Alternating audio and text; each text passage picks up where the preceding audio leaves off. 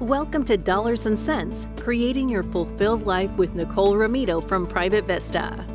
In this podcast, we draw from years of experience as well as guest specialists to help you create the life you imagine. Join us in this journey as we enlighten and empower you to align your lifestyle to help you achieve your goals with a clear picture of your future. Now, let's get to the show. And welcome to the Dollars and Cents podcast with your host, Nicole Romito. Nicole, good to see you. How are you? I'm doing okay. I'm doing all right. I might have a little lower energy level than our listeners are used to. I'm just on the tail end of a cold, so just thought I would disclose that up front. Well, the beauty is you don't sound like you're on the tail end of a cold, so that's good. That is good. So maybe I shouldn't have said anything. No, now we know you're handicapped for this podcast, okay? So if you make any mistakes, we'll just blame it on the cold meds. So I love it. What's on the table today? Well, I think, as you know, Bill, and my listeners, I always get really excited when I have some of my fabulous colleagues in studio with me today. Yep. And that is the case. And it's even more exciting because I am welcoming back both of my partners to the podcast. I've got Steve Merdinger and Jeff Toner here with me today. Hi, guys. Welcome. Hi, Nicole. Hi, Nicole. Thanks for coming back. So I guess I did okay the first time that I got you back in here with me. I appreciate it. And what we're going to talk about today is something that all three of us have gone through personally and have also helped clients kind of navigate through as well. And what that is we're going to do a two-part series on how to really just kind of approach, think about, and then navigate when you are in the position of having to talk about a parent or parents not being able to, live on their own anymore. And before we go into that, though, for our listeners, I just want to give a brief bio on Steve and Jeff. Steve's been a financial planner since the mid-'80s, helping people to consider priorities for themselves and their families, and then working with them to turn their hopes and dreams into reality.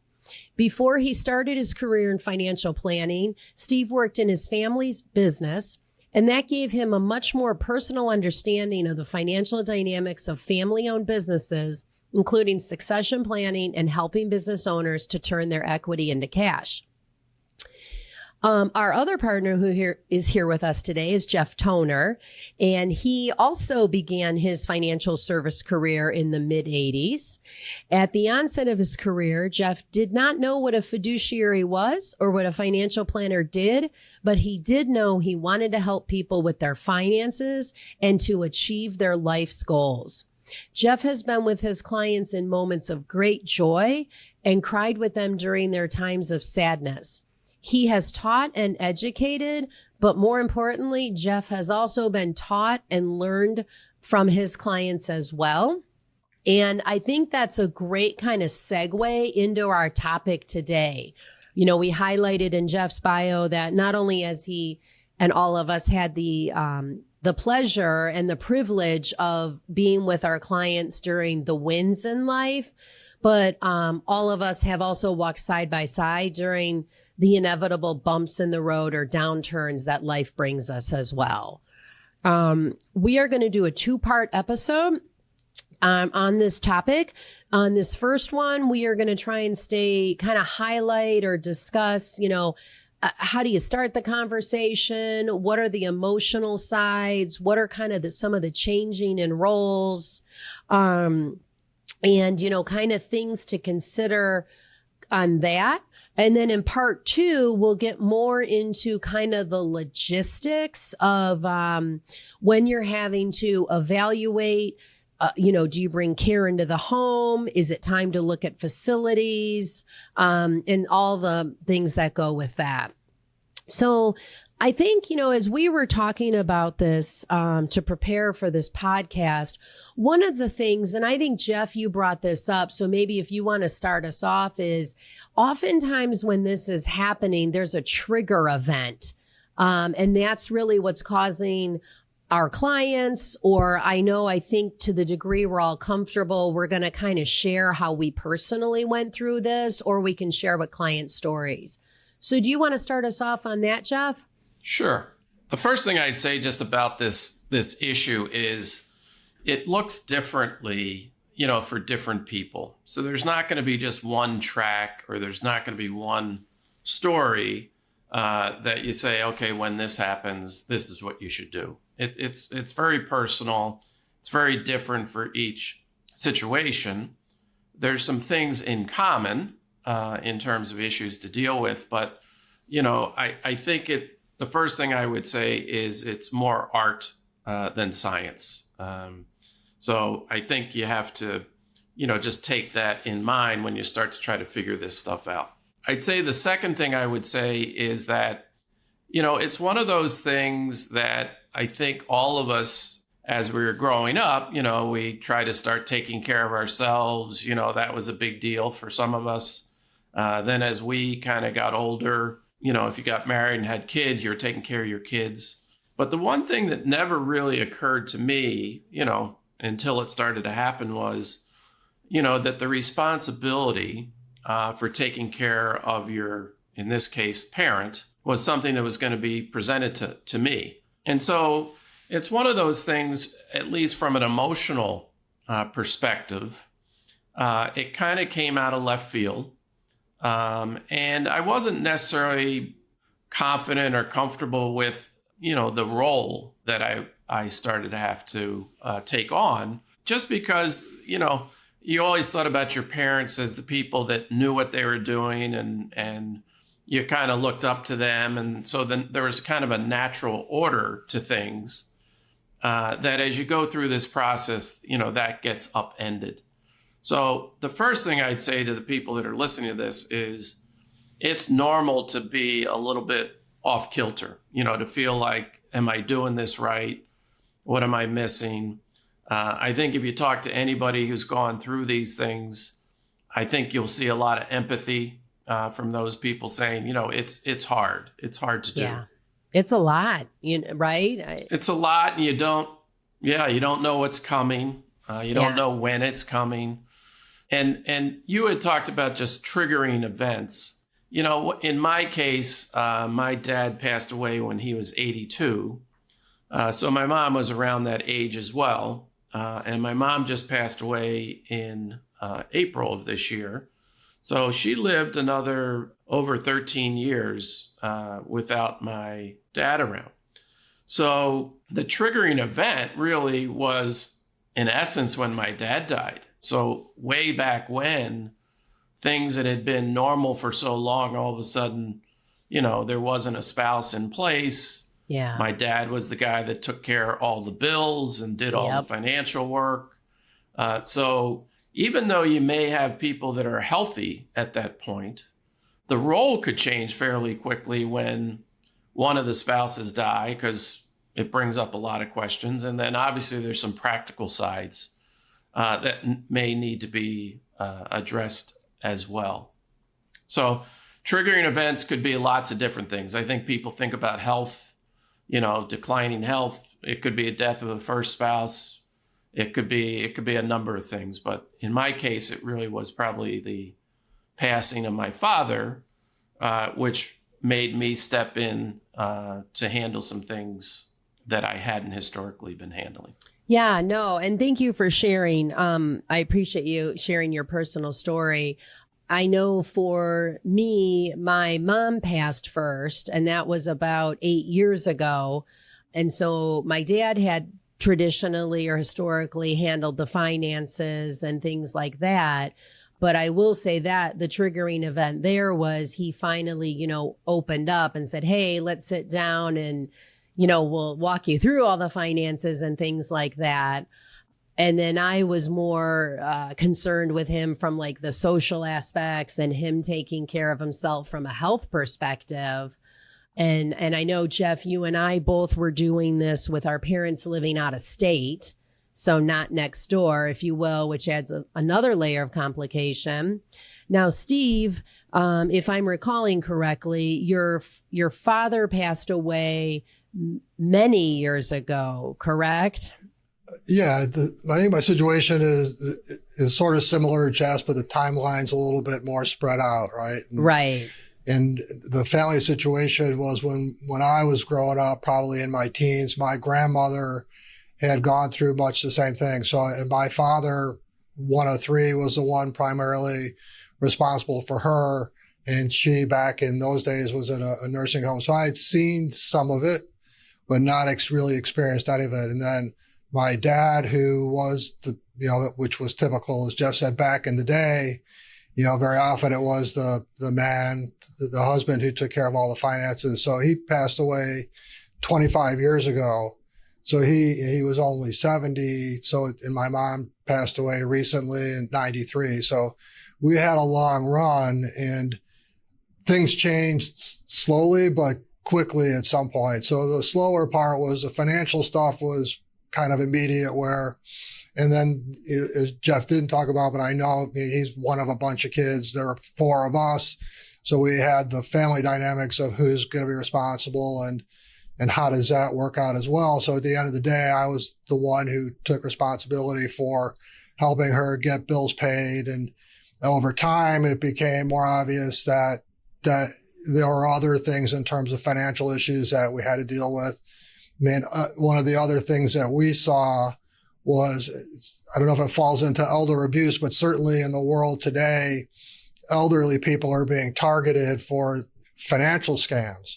So whether it was the stuff she'd sign up for on the internet, where it was pick your number, $50 a month for the rest of your life for something that had no value, or the day I got a call that she needed X number of dollars because my nephew was in jail and she had to get him out. So, I think as we get older, elderly people are targets for that as well. And then eventually it became obvious that, living on her own, the social part in the wintertime, she's 80 something years old in a house where she can't really go out even if she wanted to safely. So the more isolated that she got, the bigger the issues got. And, culminating with then she fell in her garage. She had one of the help me, I can't get up buttons, but of course she wouldn't wear it. So, the scary part for us was that happened. It had to even be scarier for her because at the end of the day, she had to crawl the whole thing was just a disaster. And terrible. So that was the triggering event saying, look, at that point, she had given me power of attorney, and the conversation, you're having the conversation with your parent who's really now, it's a conversation, Jeff. It's like having a conversation with one of your children. You gave me power of attorney for a reason. And I think part of that reason was that you thought at some point you wouldn't be able to make decisions, and you're trusting me to do that. And so this is kind of the decision I think we need to be moving towards, where it's not safe for you to be here alone.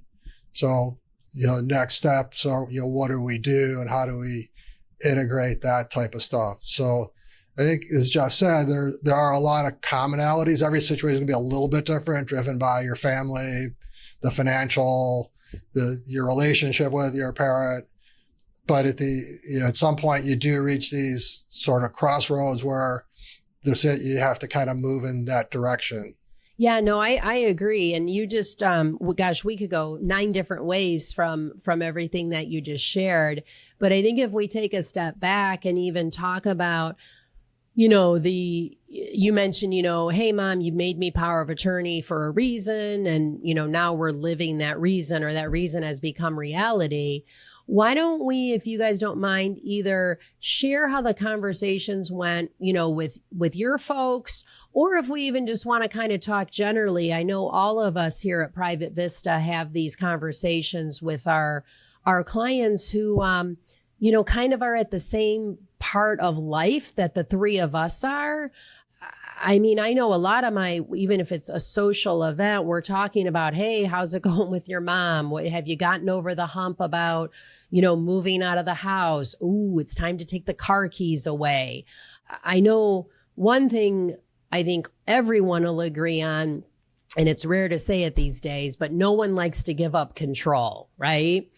So I know when I was talking with my dad, I was trying to be like, Nicole, put yourself on the other side of the phone, if you will. And how would you feel, or how would you best receive, this idea, or this, I don't know if recommendation's the right word, but maybe if one of you guys wants to start off with kind of that, how can we share with our listeners, knowing, and I agree that there is no one size fits all solution or recommendation, but what are maybe some things to consider about when you're thinking, I think it's time to start having some of these conversations? And maybe we even start about, I know, Jeff, you're ready to jump in, but maybe the timing, right? It's probably not in the time when Steve, just to circle back to your story, not when mom's lying on the garage floor. So right. And that was what I was going to say. I mean, one of the things that I, through what we do with clients and personally, I would say a lesson that I've learned is that initial conversation should happen before there's an issue. Yeah. Like ideally, I also think the people that are in their 70s and 80s owe it to their children to open that conversation up and say, listen, we should probably talk about these things so that when and if this happens, that we at least we're comfortable enough to bring it up to each other, and we trust each other enough to bring this up. Right. I think I don't see that happen very often, but I think it would go a long way to allowing for healthy conversations between generations. My kids, who are in their early 30s now, and I'm in my early 60s, watched the last few years of what we had to go through with my mother.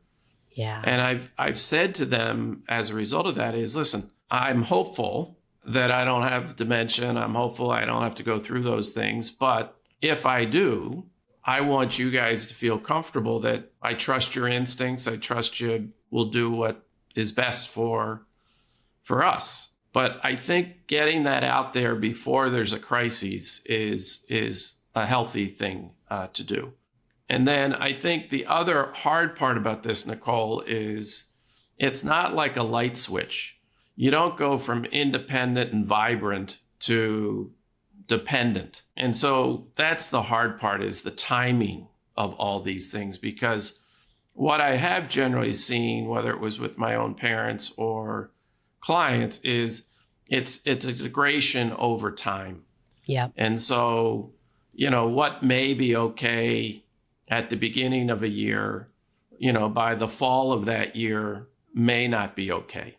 And you had mentioned, to me, there's a couple of hot buttons that every older person seems to chomp at the bit. But the car is a great example. Yes. I mean, the car represents a lot of things to people. But independence and control and freedom, that's all embedded in that. And I would say with a lot of those other decisions, where you live, do you need care? Who brings you to the doctor? Who's in charge of the checkbook? All those things at some level have those same issues that you just brought up about freedom and independence and control. And so the way I typically try to do it when I'm working with clients is, one, acknowledge the fact that this is a possibility for all of us. So if you do that while everybody's healthy, I think everyone rationally could say, yes, we understand this is a possibility. The second thing you can do is to set up things in a way that it's easier for someone to step in, side by side, instead of total control. You can allow someone to have signature authority on a checkbook. You can allow someone to have a limited power of attorney to be able to call their financial people and have a discussion. So there's things that you could do that would, in a sense, not turn the switch and say, hey, you have absolutely no ability to deal with any of it forever. What we try to do is set things up so that someone can step in when and if something were to occur.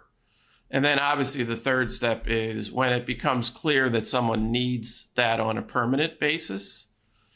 Steve mentioned things like, power of attorneys and things that really you're taking over. I think those things should be set up as well.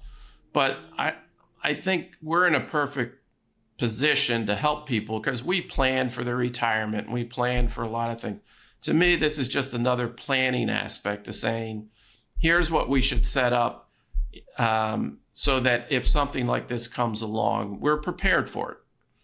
It shouldn't be threatening. It's just, it's a good way to do things. Yeah, and I would, just to add on a little bit, I would agree that the sooner that you can have that sort of discussion, I think it's always going to be better because the conversation that we often have with clients is what you want to avoid is the fire drill, right? We want to avoid something happened now. I've got to make a decision now and get it done. And I think, I would agree with, everybody's rational saying we agree this is all, that's all fine. I think where the snag comes up is agreeing on what that point is where it's not fine anymore. Because, if it's all, I think it is largely independence, right? Whether it's living in your own home or driving the car or paying the bills. So again, to the extent you can make that a more seamless transaction or seamless transition, it's going to be easier for everybody. And that's, I would agree that's the earlier you have that conversation and, what does that look like and when should we start thinking about it? And then actually when it becomes apparent to me or the child that, hey, we're kind of reaching that point, how can you do it without it being threatening? And what's the rationale in terms of, is it really your independence? I mean, understanding that's what I think most people are thinking, but is it also safety and those sorts of issues? I mean, we dealt with it a little bit with my dad but he didn't require care, but he was at home and it was a slower process. My mom, we had a little bit of exposure to it because she had a heart attack probably 10 years ago. So when she was back home, she needed some people coming in, and that started the conversation of, hey, is this really the best place? You use 3 rooms out of a 10-room house and stairs and light bulbs. And so we ought to be thinking about what that looks like. And so we had some of those, but I think still at the end when it's, the decision of where do you make that transition, that is the challenging part, right? Yeah, I agree. And one thing I would add on too is by having the conversation before you've even gotten to kind of this crossroads is then the parents were, the parent gets to be part of the decision and they're making the decision, right? So I like that by bringing everyone into the conversation, everyone can kind of share their thoughts and maybe their ideas, but also too kind of their fears and or concerns that they have. I know that was a big one for me with my dad living out of state. I have one sister, she lives in a different state, so that we couldn't stop by, every night to have dinner with my dad or just to stop by to see how he's doing or what state the house is in and things like that.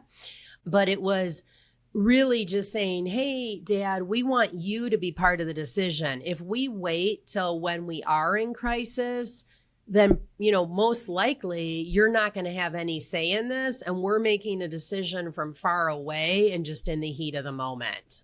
And so that kind of helped, at least I think, be like, okay, yeah, we can talk about, at least open the door so that he was willing to talk about it with us. I think one thing that we just have to acknowledge, because it's one of those, I think there's still some taboo around, talking about parents and when they're going to die. Right, because it's like my dad said, you're trying to lock me up in the home, aren't you, honey? Right, right. So there's still, I think we have to recognize that it's awkward. Like it's going to feel for awkward everyone. For everybody. But in spite of that, I still think it's much better to have the conversation than not to have the conversation. So I would just say you have to you might want to do a little homework, write down a few, questions that you want to make sure get covered so you don't get dissuaded too quickly. I think an important part is how you open it up. I'm doing this out of love. I want to make sure your voice is heard. I want to understand that, what your preferences would be. So I think a lot of it has to do with how you do open up that conversation. I said this a few minutes ago. Knowing what I know now, I think it should be the older parent should take the onus to open these conversations up. That would be easier to do than the child having to do it. Right. But I still think it doesn't get opened up that often, and then the child is left probably having to open it up. So, but I would really encourage you to do it so that you're in a better place than if you're doing that fire drill. Yeah, absolutely. Steve, anything you wanted to add on to that conversation thread, or? No, I think we pretty much have killed that one. And in terms of, I think we all agree that the sooner you can do it, the better. If the parent could bring it up, that'd be great. But I think my experience is it's more often us, the child, that's kind of broaching the subject, and people are going to be more or less receptive to it. So in a perfect situation, they are. And regardless, the sooner you have that conversation, the easier it'll be. Doesn't mean it'll be easy in any event, whether it's the car or the residence, or you name the thing that might need to change. Yeah, name the thing. Right. Yeah. So I think this is kind of a good place to wrap up this part of our conversation. And I think the one thing that to kind of share with our listeners is, Jeff, Steve, and I have been doing this for many, many decades.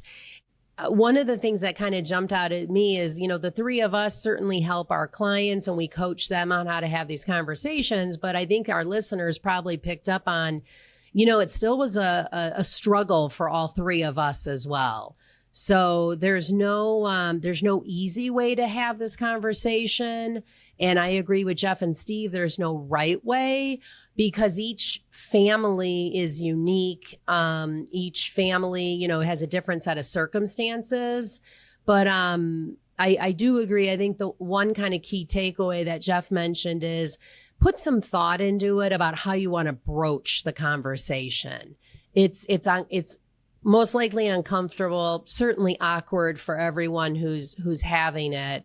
But think about how, and I think I was talking to Steve and Jeff about this before we started recording, is kind of try to put yourself on the other side of the table and be like, how would I best receive this? Or how could I hear this so I could be as open as possible? So I would add one thing, Nicole. Yeah, please do. Everybody, the other benefit would be, to the extent that you have other siblings, if everybody in that group is on the same page, it makes the conversation with the parent a lot easier. So it's not you or me or Jeff going, say, hey, this is the way it's got to be. It's going to, in our case, it was 3 out of the 4 that agreed in the beginning. So, the more buy-in we were able to get from the rest of us, the easier it was to have that conversation with our mom. I think that's a great point, Steve. And I am going to say, let's dive into that a little deeper when we come back with part 2 of this conversation. So thank you for bringing that up. And I know Jeff and I certainly will want to join in on that as well. So with that, we're going to take a break. And then we listeners, we're going to be coming back with part 2 of this conversation, where we'll not only talk about, if there's siblings or other family members or perhaps close friends that are going to be involved. And we are going to get in a little more into the logistics of how, if your parent cannot receive care in the home, or it just doesn't make sense, for them to be in the home, how can you investigate the other options or solutions that are out there? Yeah, Nicole, this is a really fascinating conversation. And I have to admit, I'm listening to this from a personal perspective, because I went through this with my father. My sisters and I did. Okay, And so, yeah, so you've know, been there. what's weird though now is I'm sitting here listening to this conversation and thinking, wait a minute, I'm going to have to instigate. I'm going to have to initiate this conversation with my kids at some point. Right. And it feels very different thinking about it that way. And so, I'm going to be listening for part 2 because there's no way this conversation is ever going to not be awkward or weird. I mean, I tried to make it funny with my dad, well, it didn't work. So what can I tell you? Nicole, for people who are listening and they want to reach out to you all, what is the best way for them to get in contact with you? Yeah, I would say there's 2 ways. They can go to our website, and on our homepage, there's a contact us button. So you can just complete your personal information there, reference this episode. Any of us are happy to talk with you. If something, that Jeff said or Steve said or I said resonated more than not, you can just put in there, please have Jeff or Steve give me a call. We can do that. Or you can call our office at 312-831-4370 and then ask for any of us and you can be connected. That's great. And for those of you who are listening who are like maybe in a car or you're not able to write anything down, don't worry about it. The information's in the show notes. So you can go there after you're done listening to the episode. The other thing I would encourage you to do is that if you're not already a subscriber, just hit the follow button. That's easy. And the beauty of that is when you're a subscriber, you're notified when the next episode will drop. So you will be able to immediately know episode 2 or part 2 of this episode will be available for you to listen. So I would encourage you to do that. And if you find this conversation useful, informative, helpful, I would encourage you to share it with other people and tell them that you like the podcast and that they might find it useful as well, because word of mouth promotion is invaluable and we would very much appreciate it. So until next time, I'm Bill Tucker on behalf of Nicole and everybody at My Private Vista. Thank you for taking the time to listen, and we'll catch you on part 2. Thank you for listening to the Dollars and Cents Creating Your Fulfilled Life with Nicole Romito, sponsored by Private Vista. Visit our website at www.myprivatevista.com or give us a call at 312-831-4370. And don't forget to click the follow button to be notified when new episodes become available. Private Vista is a group comprised of investment professionals registered with Hightower Advisors, LLC, an SEC-registered investment advisor. Advisory services are offered through Hightower Advisors, LLC. This is not an offer to buy or sell securities. No investment process is free of risk, and there is no guarantee that the investment process or the investment opportunities referenced herein will be profitable. Past performance is neither indicative nor a guarantee of future results. The investment opportunities referenced herein may not be suitable for all investors. All data or other information referenced herein is from sources believed to be reliable. Any opinions, news, research, analyses, prices, or other data or information contained in this presentation is provided as general market commentary and does not constitute investment advice. Private Vista and Hightower Advisors, LLC, or any of its affiliates make no representations or warranties expressed or implied as to the accuracy or completeness of the information or for statements or errors or omissions, or results obtained from the use of this information. Private Vista and Hightower Advisors, LLC assume no liability for action made or taken in reliance on or relating in any way to this information. The information is provided as of the date referenced. Such data and other information are subject to changes without notice. This was created for informational purposes only. The opinions expressed herein are solely those of the authors and do not represent those of Hightower Advisors, LLC, or any of its affiliates.